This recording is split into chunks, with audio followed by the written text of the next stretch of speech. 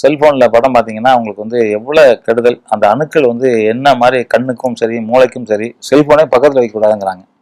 அதனால தான் cellphone of பண்ணி அங்கே வச்சு தான் படுப்பேன். ஏன்னா அந்த அளவு அணுக்கள் வந்து நம்ம மூளையை வந்து இது பிளாக் பண்ணிட்டோம் அப்படின்னு சொல்றாங்க.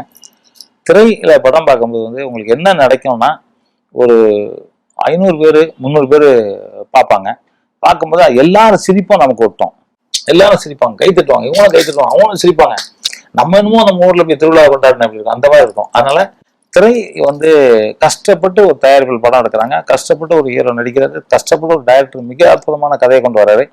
எல்லாத்தையும் வந்து நீங்க வந்து திரையில வந்து பாருங்க. அதுக்காக நான் வந்து நீங்க படமா பார்த்துக்கிட்டீங்கலாம் சொல்ல, அங்க பாக்குறத இங்க வந்து பாருங்க. செல்போன் எதுக்கு தேவையோ அதை மட்டும் வச்சுக்கோங்க.